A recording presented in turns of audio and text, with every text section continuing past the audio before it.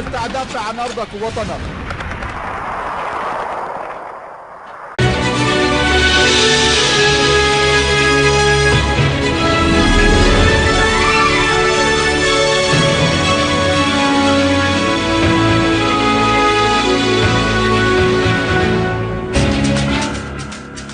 President Bashar al-Assad issues a legislative decree delaying the payment of the installments due on dealers with public banks who have joined the reserve military service.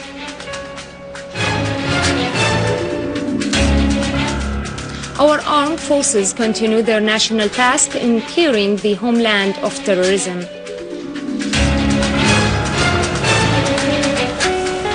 The Israeli occupation authorities approved the establishment of 942 new settlement units in occupied Jerusalem.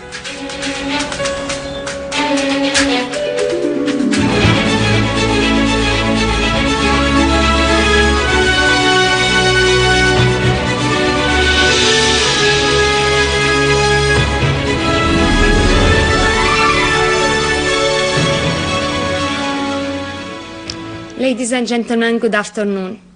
President Bashar al-Assad issued a legislative decree number 56 of 2013, which stipulates the delay of the payment of the installments due on dealers with public banks who have joined the reserve military service till the end of their service. The decree also stipulates that the dealers subject of this decree will also be exempted from interest and delay penalties due on them during the period of their reserve military service.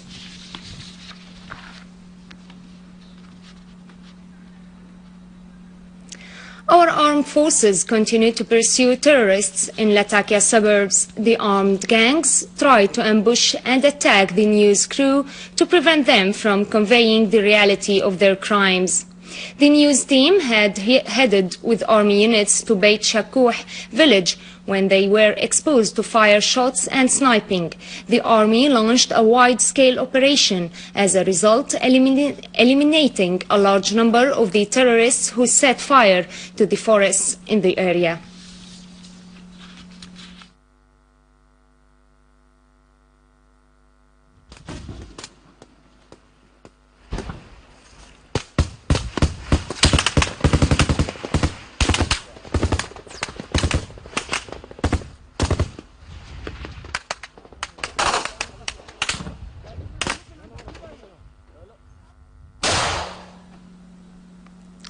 In Damascus suburbs, the army destroyed a mortgage gun and a bulldozer in Berze, eliminating a number of terrorists near Tellet Mistah and the farms surrounding Tishrin Hospital.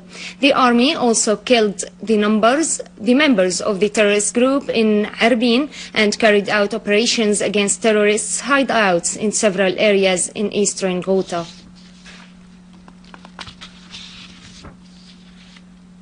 In Damascus suburbs, the armed forces seized terrorist hideouts in Daraya, which contained weapons, ammunition, modern communication devices, and stolen and smuggled medical equipment. Several terrorists were killed. The army also found military uniforms which the terrorists used in order to pin their crimes on the Syrian Arab Army personnel.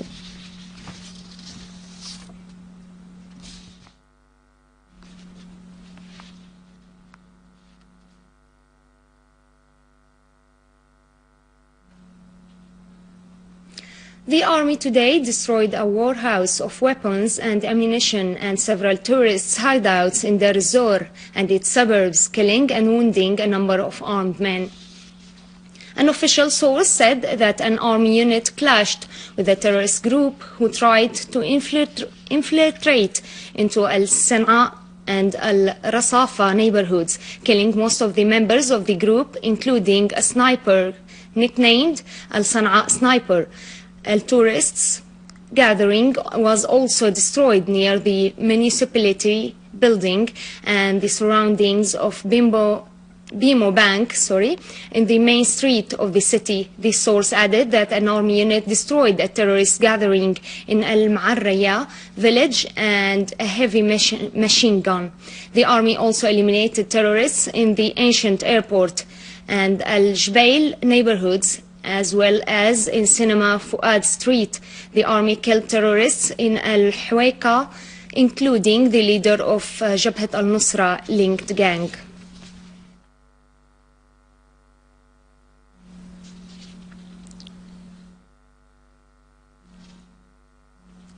In Hama, our armed forces intercepted the attempts of terrorists from Jabhat al-Nusra to attack army barricades on Hama-Aleppo road. Meanwhile, a number of terrorists were killed when their car blew up. They were trapping it with explosives inside a hideout in Al-Hardana village in Al-Salamiya suburbs. Al-Ghazlaniya miles in Damascus suburbs, where the terrorists wreaked havoc, will be put into service again to meet citizens' needs as soon as possible.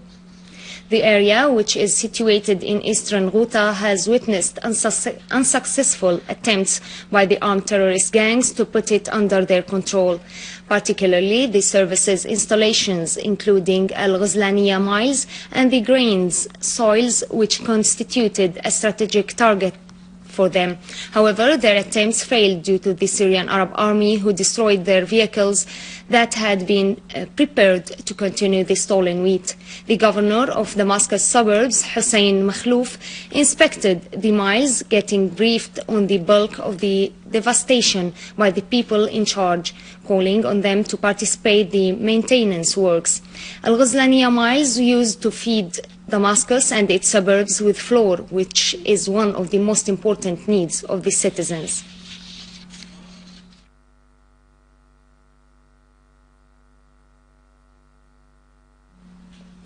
The American Chief of Staff, General Martin Dempsey, has admitted that the Syrian opposition is under the control of the terrorists of Al-Qaeda organization and Jabhat al-Nusra.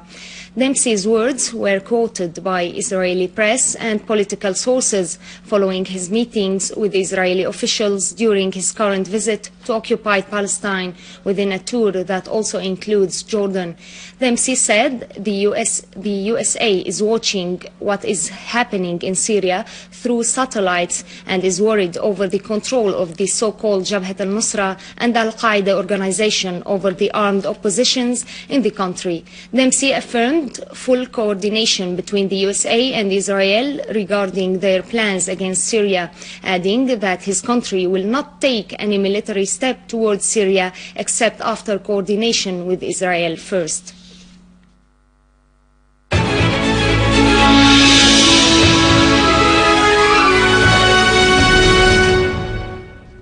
The Israeli occupation authorities continue to jeopardize the occupied Arab lands through increasing their settlements' construction projects. They announced today their intention to establish 942 new settlement units in occupied Jerusalem as they are resuming negotiations with the Palestinians.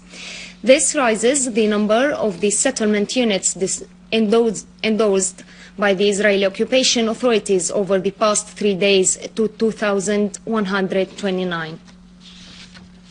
American Secretary of State John Kerry admitted during a press conference with his Colombian counterpart in Bogota the illegality of all settlements. However, he called on the Palestinians not to respond negatively. The Russian Foreign Ministry, on its part, considered the Israeli plans to establish new settlement units in the West Bank and the occupied Jerusalem as an unconstructive step and complicates the negotiations with the Palestinians, affirming that such Israeli projects are illegal from the international law viewpoint and Russia does not recognize them.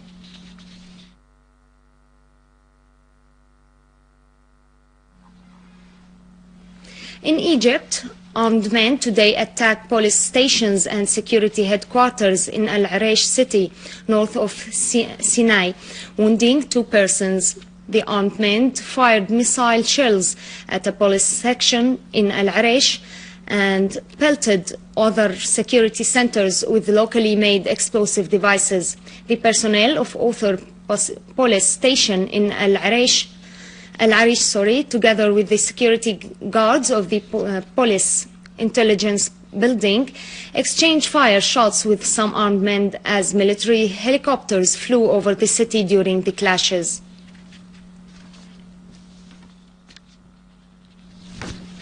Ladies and gentlemen, after a short break, we'll be over with the economic news.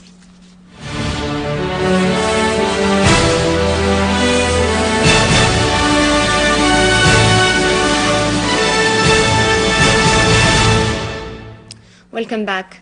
The Minister of Agriculture, Engineer Ahmed Al-Qadri, has issued a decision authorizing the Director of Agriculture Reform to approve the investment contracts of the government's lands according to new standards, as the area should not exceed 1 hectare for short-term projects, and the investment contracts should be only for agricultural, industrial, touristic, and service purposes. The Directorate of Customs asserted that the project of reducing the custom fees is almost complete, noting that the administrative procedures have been agreed upon.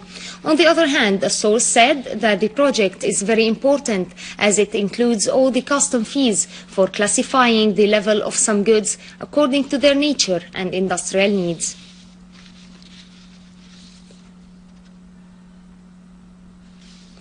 U.S. crude oil traded near the highest price in 5 days, amid speculation that U.S. stockpiles fell for the 6th time in 7 weeks.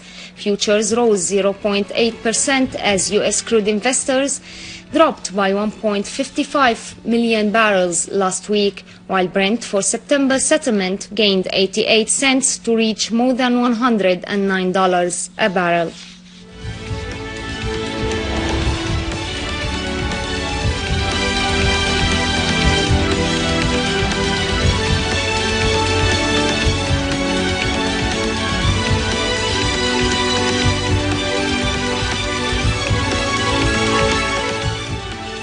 European stocks gained for a 4th day, as investors weighed earnings results and awaited reports that may show raising German investor confidence and U.S. retail sales.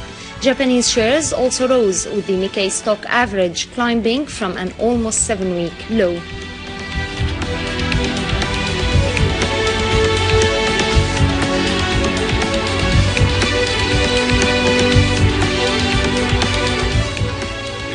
Gold snapped a 4-day advance as a rally to the highest level in almost 3 weeks damped demand and prompted some investors to sell.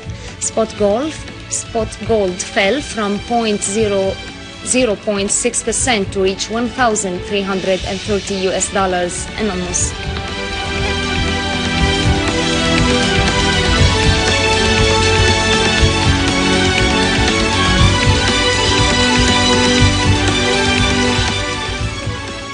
The yen fell for a 2nd day against the dollar after a report showed that the Japanese machinery orders fell in June, boosting the case for further monetary stimulus, as the yen declined at least 0.6% versus all of its major counterparts.